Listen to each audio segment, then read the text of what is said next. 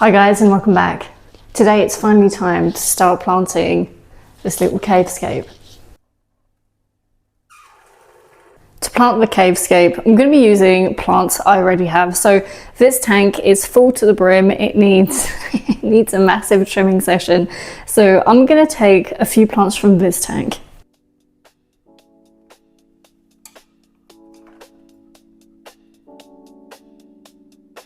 I'm mainly going to be using mosses, so I want to use mainly Riccardia moss. Hopefully it's not going to melt on me because I haven't had much luck with this one.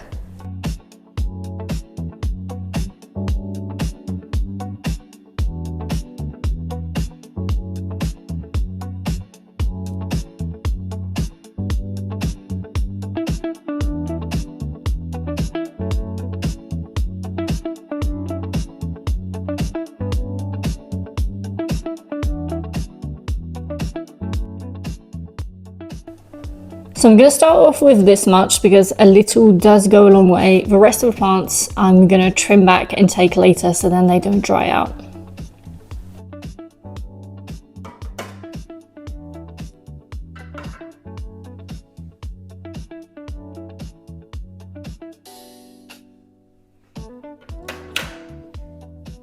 So I think I'm going to start planting the arch first because that's what's bothering me the most visually right now. All these spots of epoxy, all this, it doesn't look good at all. So the goal is to cover them with moss so then you don't see them anymore. So planting for this scape is going to be pretty straightforward. I'm just going to take my liquid super glue. I'm going to trace all the areas I want to plant the moss. Then I'm going to portion a small piece of the Riccardia moss and I'm just going to press it onto the super glue. Personally, I really like using liquid super glue, especially when I'm planting moss. I can just put a very fine coat over the area I want to plant and it just ensures that the moss is completely glued down. And with gel, I find that sometimes it can be a little patchy and sometimes it actually does come through the moss and there's these horrible white spots. So over time, the moss does grow over them, but this really ensures that from the start you don't have that freshly planted look. So I'm just going to take my time here in placing the moss over the epoxy. It's not going to be perfect. It's going to take a little while for the moss to adapt and to completely grow over the arch. So here I'm just doing the best I can.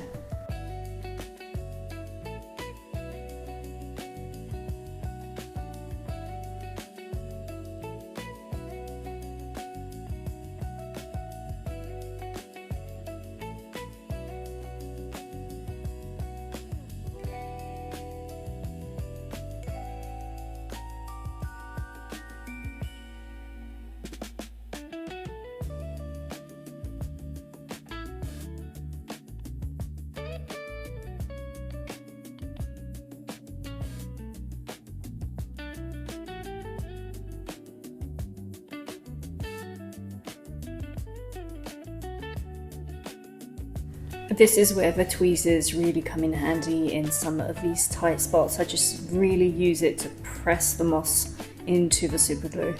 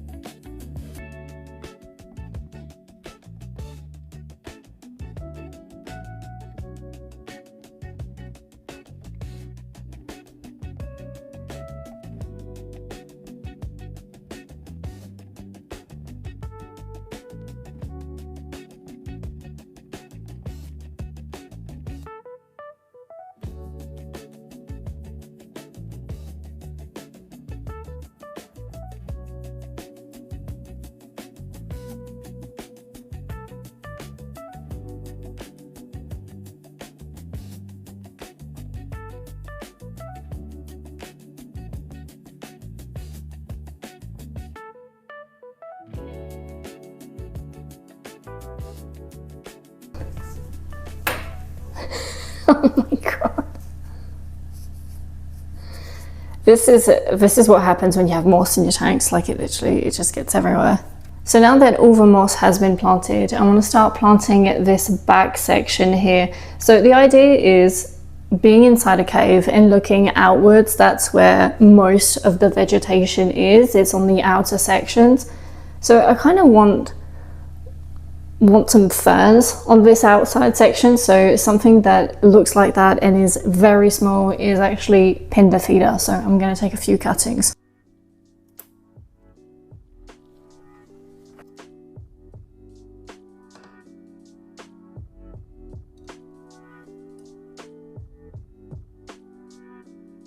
Hygrophila pindaphida is probably one of my favorite plants. I love all these little details, especially on the side of the leaves. It just brings so much interest. What's also really cool about this plant is how versatile it is, because you can plant it into aquasoil, but you could also glue it onto hardscape. It grows both ways. And that is the back section complete. So you can see I've just planted everything into the aquasoil, and over time it's going to grow out nice and dense. The third plant I'm going to be using is this brown Bucephalandra species. So what I'm going to do is I'm going to portion it into very small pieces. So why am I doing that? So then I can just respect the sense of scale. The last thing you want to do in a very small scape like this is just put in one massive plant. What I like as well with this type of Bucephalandra is the leaves stay nice and small. They don't grow out to be massive. And also the colour, it's more a darker shade, and that's exactly the contrast I want, especially for this dark cavescape. Unlike the moss, I'm not going to secure them with super glue. I'm just going to wedge them into the hardscape.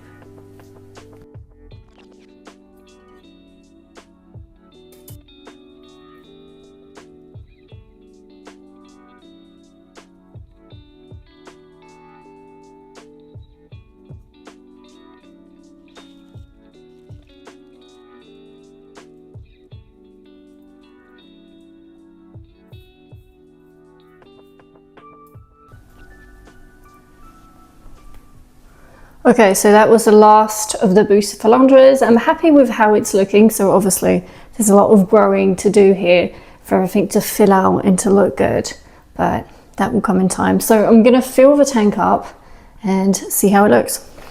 So I'm going to be using the plastic bottle method again to fill it up. So then again, I don't disrupt any of the substrate or the plants that I've just put in the tank, because it would be a shame for some of them to start floating up again.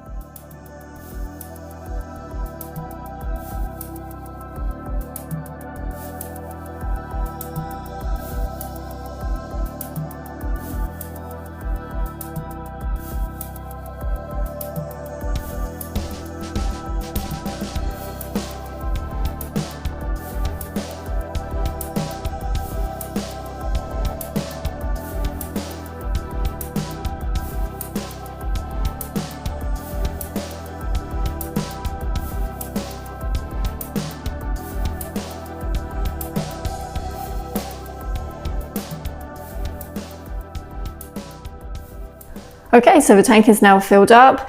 It isn't looking too impressive right now, which is normal. The plants need to establish themselves to grow in, to give that really mature look I'm looking for with this tank. As soon as the Hygrophila pindaphida has grown into this back section here, I'm not going to let it get too high. I'm really just going to mow everything down to keep this nice rounded shape.